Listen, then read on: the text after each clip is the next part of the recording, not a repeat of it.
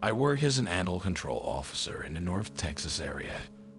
It wasn't the job I had in mind when I graduated from bio, but again, I'm not entirely sure what I had in mind. The pay is better than any entry-level lab tech job in the area and has kept me working with animals. This is important, considering I want to enroll in vet school. Experience can be a deciding factor separating you from a horde of highly skilled and highly intelligent applicants who would do anything for a spot in the next freshman class. Still, I admit that I feel overqualified for my job, and that makes me feel like I have something to prove to the world. Sometimes I want to shout, "I have a diploma! I worked hard! I got good grades!" These moments seem to concede most of the time of the most degrading aspects of my job. Like when I'm about to peel the fleshy, smeared remains of an opossum on the road. With some effort, I swallow my pride, hold my breath, and manage to deny a poor buzzard a decent meal. The key to keeping my sanity was daydreaming. Since a large part of my job revolves around service calls from the public, I spend a large part of my day behind the wheel. This has provided me with an excellent environment for daydreaming.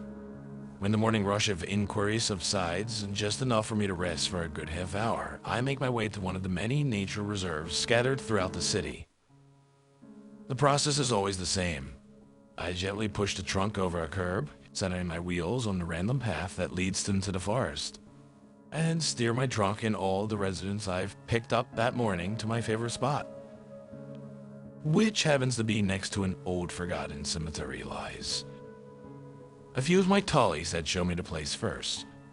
It's one of our release points where we take the raccoons, possums, and squirrels that are desperate enough to play with a box trap and lose. I can only imagine what the ecosystem is like in this little remnant of wilderness nestled between the parking garages and multi-story buildings of civilization. It's constantly fed by a ton of residents foolish enough to think they might one day collectively capture every single member of the town's wildlife. Animals that, simply put, evolved to coexist with humans and make use of the abundance of wasted food that can be found in the average trash can. This is what older colleagues call job security. The cemetery had nothing to do with making this place my daydream sanctuary. In Texas, you'll find places like this everywhere, with their own historical marker.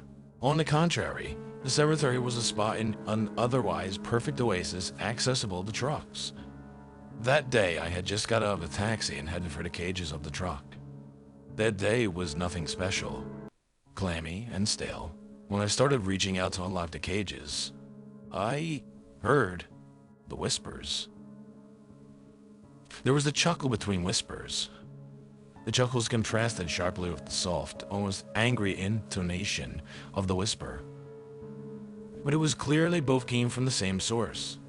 Looking around, I tried to discern the origin of the sounds. Unable to identify my voyeur from my current vantage point, I started circling the back of the truck. On the other side of the cemetery, momentarily obscured by the size of the truck, it seemed it was too easy, too cliché. Haunted whispers from a graveyard. I turned back. There was a small cemetery intact and a little less imposing than ever. Those remaining gravestones protruded from the ground like neglected teeth, and the wire meshes around them remained motionless in a sweltering summer air. I strained my ears to hear the whisper better. I couldn't locate where it came from, but I knew it must be nearby.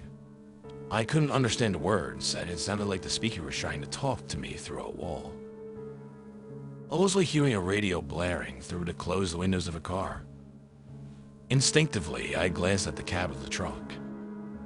Now, after circling the passenger side of the cabin for a clear view of the cemetery, I turned my gaze to the passenger window. From my current vantage point in the back of the truck, all I could see was a bare arm resting on the still behind the tinted cab glass. My pulse quickened, and I felt my nerves begin to strain as a series of rapid pulsations clouded my brain. Shell. Look elsewhere. Don't look away. Call for help. I reached slowly for my belt, groping for a smooth plastic of the walkie-talkie that connected me to a shelter and, by proxy, To the police. There were rumors that homeless people used the area to congregate, sleep, do drugs, and whatever homeless people did. And I didn't feel very social. I brought the walkie to my mouth and started pressing the talk button on the side. Before I could, a loud bang to my left propelled the walkie into the air, where he my previously unyielding gaze at the cab. It was one of the truck's cages, and I watched as the sturdy plastic door to conceal the cage began to rattle from the inside with each successive blow. A quick mental checklist of my morning roundup yielded 2 possums and a squirrel, and what was behind that cage door had to be one of them. The blows in the cage gave way to a terrible scratch. Indescribable in her pain, she was beyond the animal. At once pathetic and terrifying, it was as if no animal inside could be tortured to death. I staggered out of the cab and submissively kicked the walkie-talkie into the grass behind me. Looking back at the passenger window, I saw his face. Even behind the tinted glass, I couldn't help but notice how pale she was. Practically leaning into the window now, her hands pressed against the clear barrier. She had an almost translucent nature to her skin. Red shoulder-length hair framed her pale face. Her mouth was twisted upwards in a ridiculous grin. It wasn't a human smile. The proportions weren't right. It was like watching a living caricature. And as I felt my heart beating faster, it seemed to me that my smile widened, swallowed his face, and ate it in the area where she should be. Bigger and bigger until he were only teeth and black, and narrower lids of his eyes, and his cheekbones grew higher and higher to accommodate a smile that will never leave my subconscious. When I jolted awake, it had been a full hour since I'd initially made my way up the sidewalk to my hideout for the afternoon. I sat behind the wheel of my truck and pulled myself up. My sweaty back peeled away from the leather of the chair. For a few wonderful seconds I remembered nothing. Then, without warning, a barrage of memories flooded my mind. Visions of rattling cages, screaming animals, and a smile to end all smiles. I shivered. Grateful it was just a nightmare, I slid out of the cabin and started opening the cage doors. The cool air escaping from the air-conditioned cages licked my face. With a little prodding, I saw 2 possums and a very impatient squirrel running towards the nearest row of trees. Everywhere they went, I'm sure it was better than the dark, where it could be innards of an animal service trunk. When I locked the cages and I started walking towards the driver's door, I heard it. A whisper. I felt my lungs grab their contents, preventing me from breathing. My voice jumped, and I heard myself whimper. The horrific images of my nightmare roared back, and my body became as still as the jagged little gravestones that covered the adjacent cemetery. The whisper came again. Unlike the whispers of my dream, this came in spurts.